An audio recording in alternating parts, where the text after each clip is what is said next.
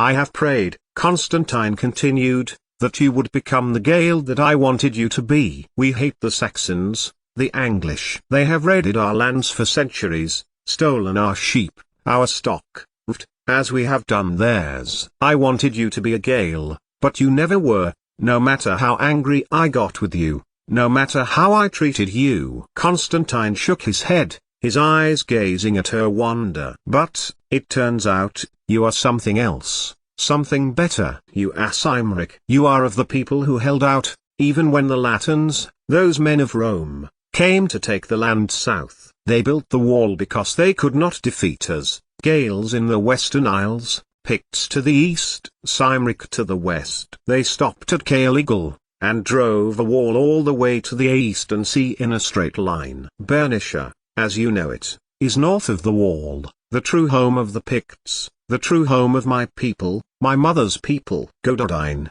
as you said it." "And now," Constantine said to her, his voice still slow and steady, "now, you offer a plan, a credible plan." "I will speak with Sindlan," Osrith told Constantine. But he shook his head. "No," he told her. "No, you will not speak to Sindlan on this." He raised a hand, as Osrith was about to protest. "It is for kings to discuss, and at a time that is more conducive to a plan." "You need Hywel," Osrith told him. "It cannot work without the king of the Cymric." "Hywel Dda, king of both Deheubarth and Aberfraw and the lands in between, west of Offa's Dyke." "And he has just bent the knee to Aethelstan." She took a step towards him, but Constantine raised a hand. "Return to Berwick. Go back to your lands. You came to Man because your daughter was to be wed." If she was asked anything about a plot, Osrith knew that was Constantine's meaning. "Don't," he added, putting his hand between them. "You are the lady of the land,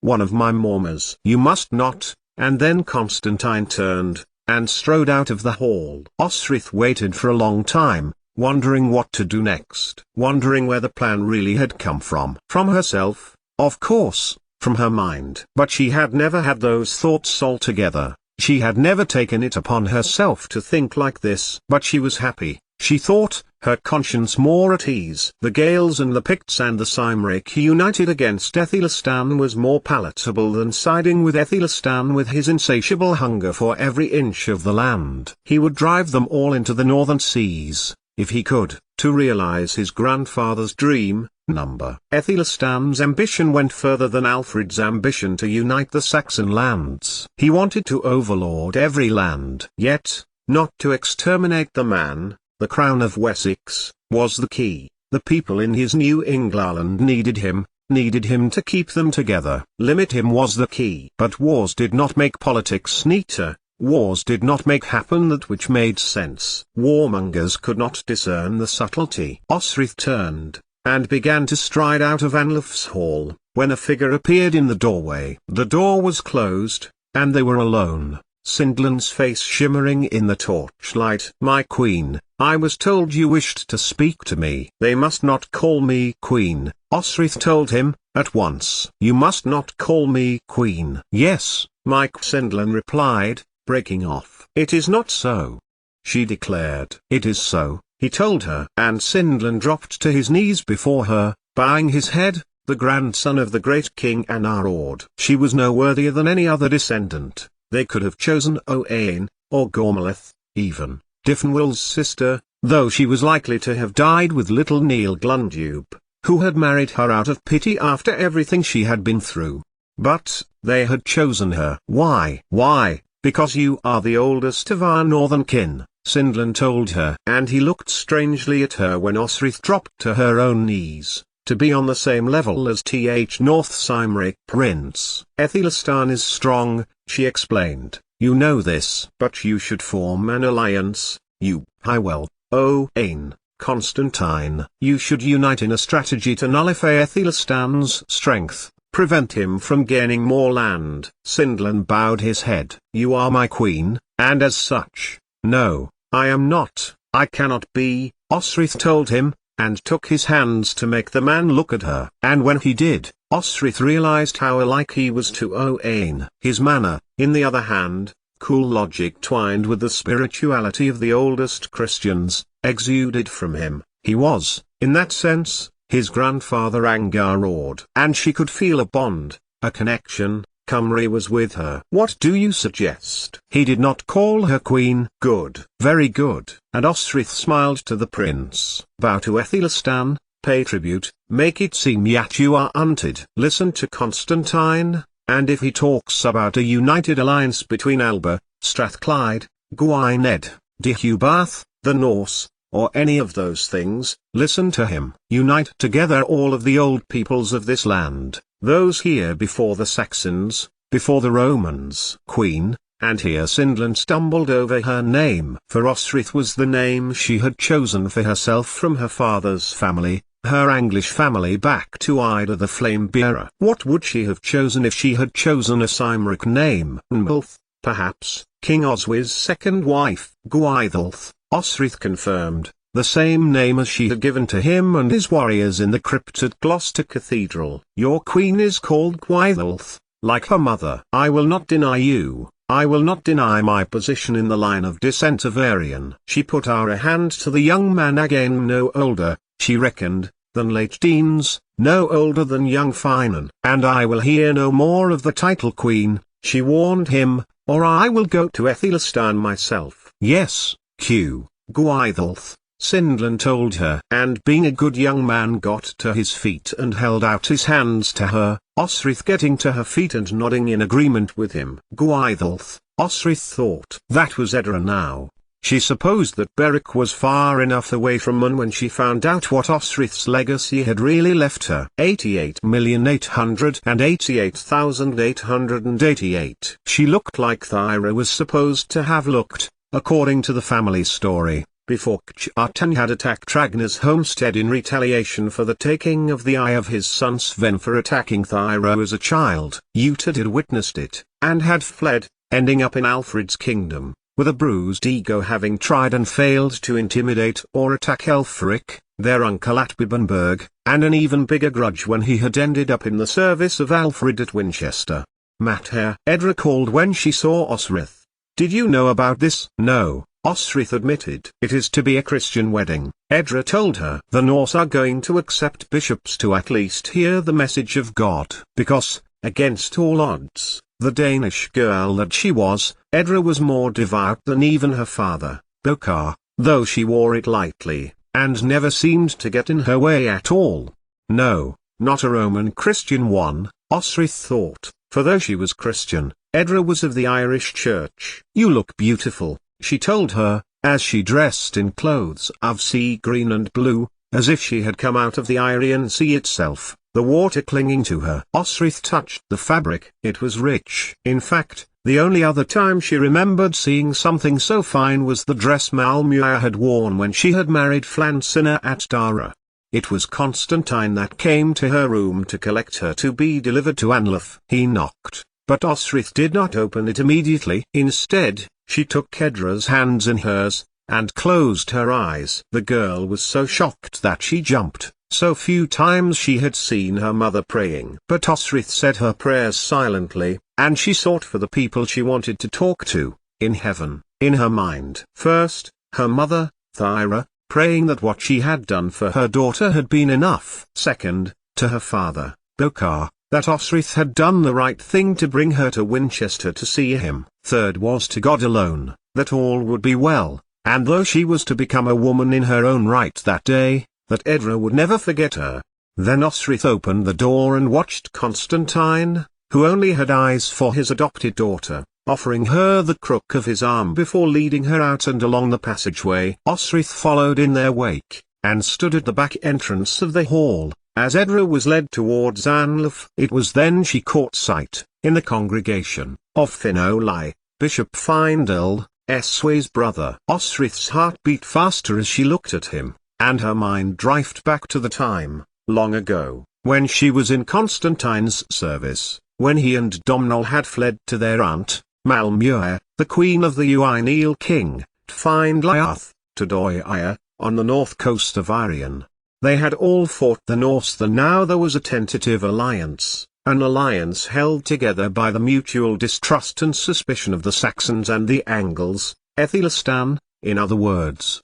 She looks beautiful, Esway said to Osrith. crossing to her. "You must be proud today." "I am," Osrith agreed. So when he returned to the congregation as words from Constantine began to fill the hall, Osrith turned her back, instead, and made her way outside. It wasn't because she didn't want it to happen, but she had seen so many weddings and they made her feel uncomfortable. It was a transaction between factions, too, and Osrith did not feel like being spotted by Sindlin and called Queen again. She wouldn't be missed. This was Constantine's and Anlaf's alliance. "You know he loves you," came a voice behind Osrith, as she made her way to the perimeter of the fortress. She turned, and in the evening sun she saw her best friend. "Domhnall!"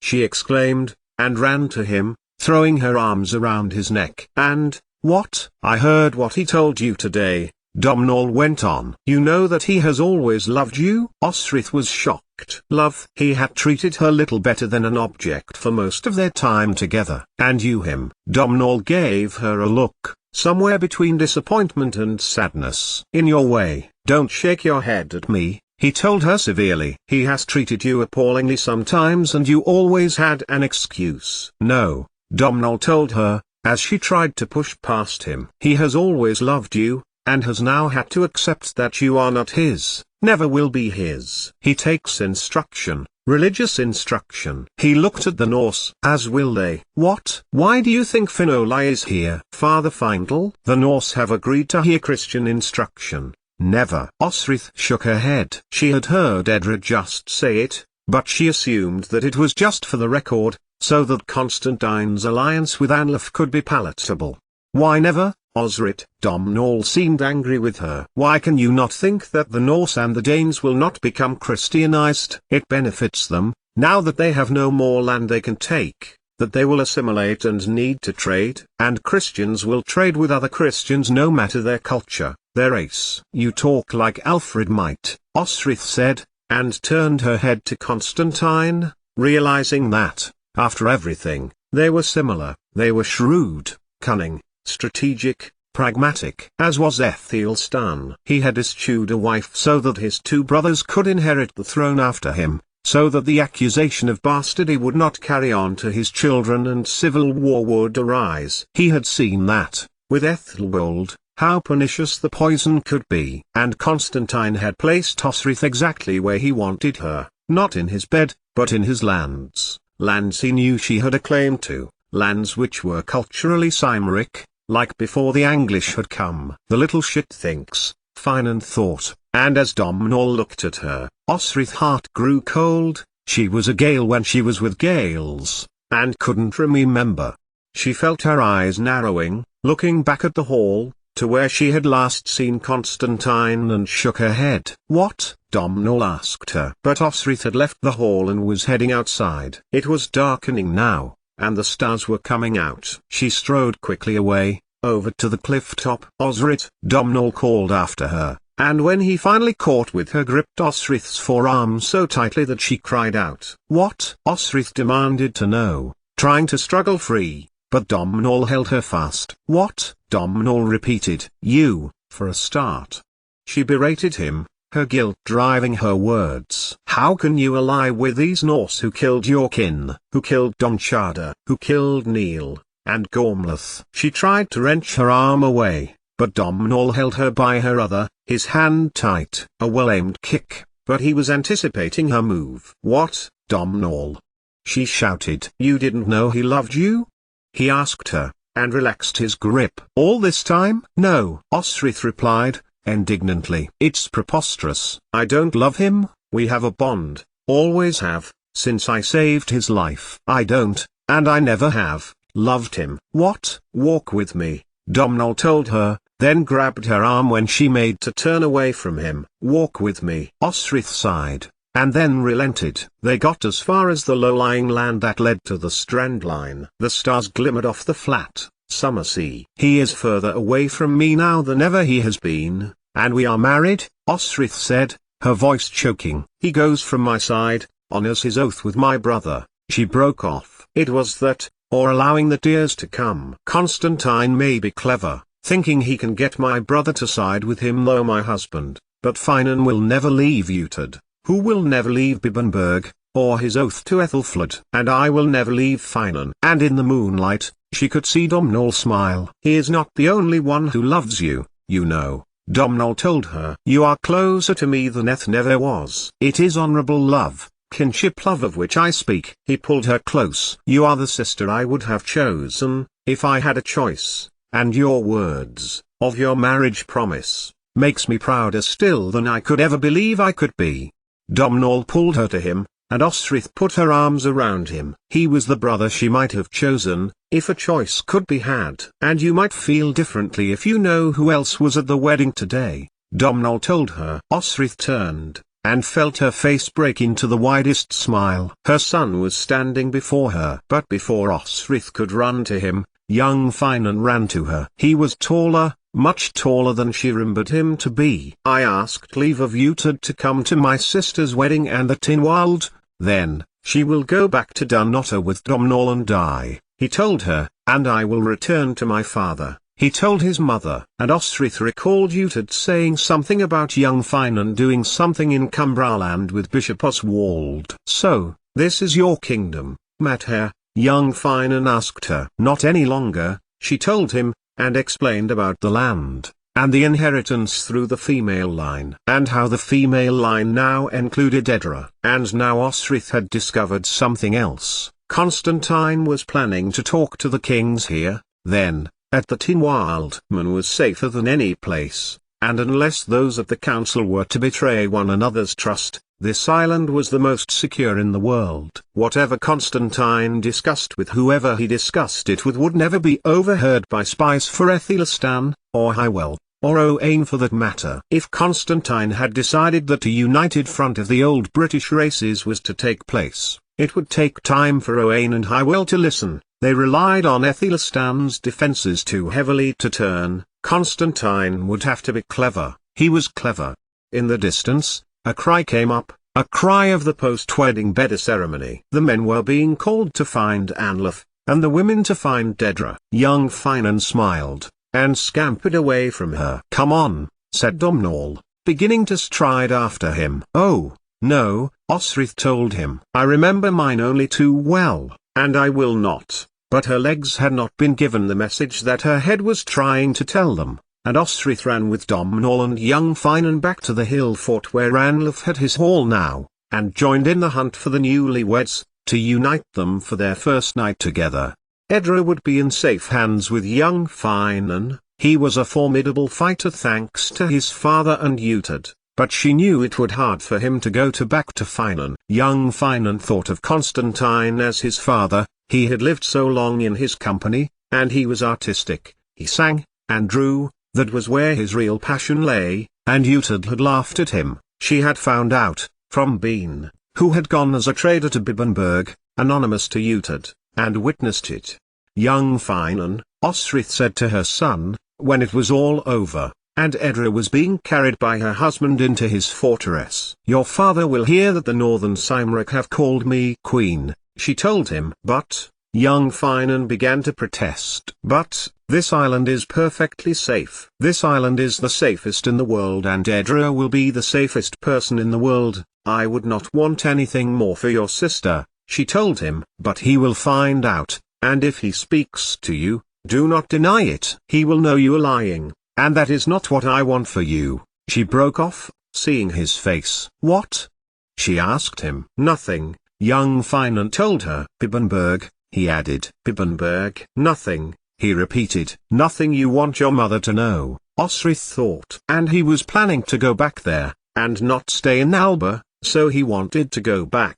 She hoped Uhtred was not being cruel to him. Finan would not let that happen, she was certain. When comes to it, I will tell your father. But our allegiances do not conflict, which is why we are still married, Osrith added, though earlier that evening she might well have sworn that it was their allegiances that were driving them apart from one another.